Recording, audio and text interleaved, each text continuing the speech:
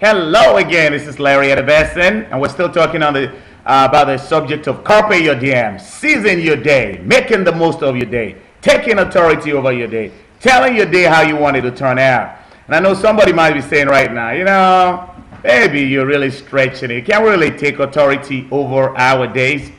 Well, I am going to give you some scriptural references of people who have done that and even more. We're just talking about taking control over our days so that our days go the way we want it to go. Okay? Take an example of Moses, for example. He was able to part the Red Sea. Then, of course, you know about Joshua. Commanded the sun to stand still over Gibeon and the moon over the valley of Ajalon. And I'm sure you've heard about the story of in the book of Judges, when the stars in the heavens fought against Sisera.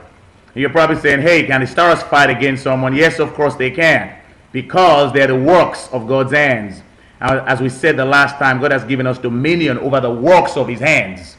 And of course, when you get to the book of 1 Kings, you read about the story of Elijah commanding the rain not to rain for years.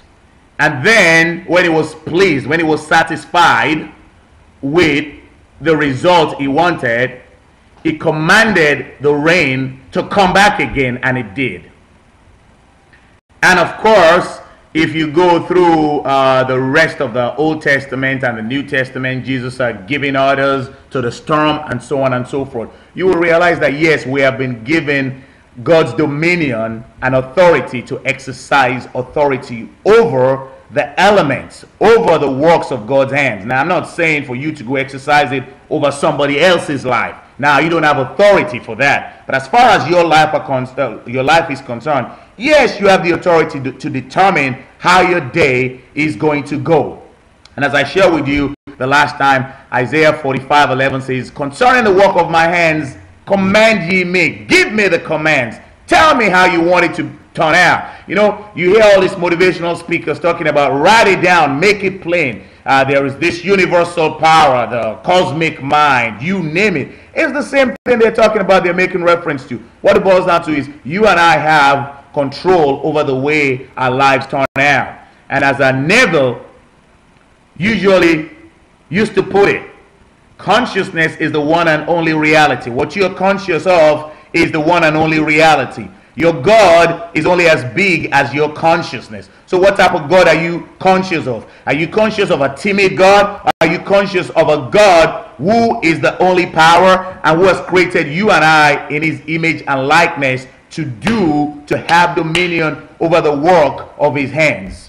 You know, the last time, a couple of sessions ago, I read to you that chapter in the book of Job about how God was asking Job if he has commanded his day. You know, if you read further on in that same chapter, in chapter 38 and verse 33, God asked Job some additional questions. And here's what I want you to keep in mind. These questions that God was asking Job, it was basically asking Job, who are you to question me?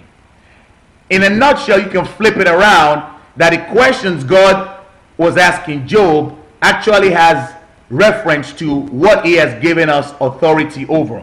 Go now to verse 31. He goes, can you bind the chains of Pleiades or loose the cords of Orion?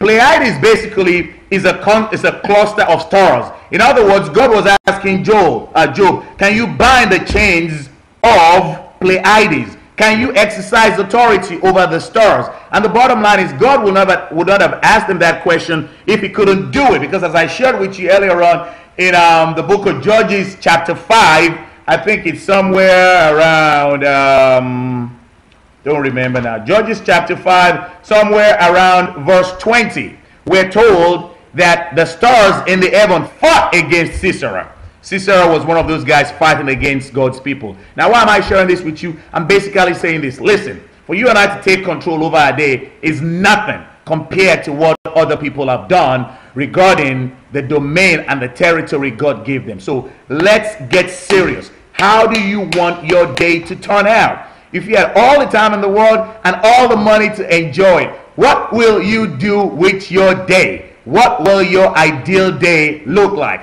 That's what we're talking about. Write it down, make it plain, and I'll talk to you again. In the meantime, carpe your diems. We're going to wrap up this carpe your diem session soon, and then we're going to move on to the next phase. What I imagine I become. Probably give me about another 3 to 5 days before we get there. But in the meantime, seize your day, and I'll talk to you soon. Bye.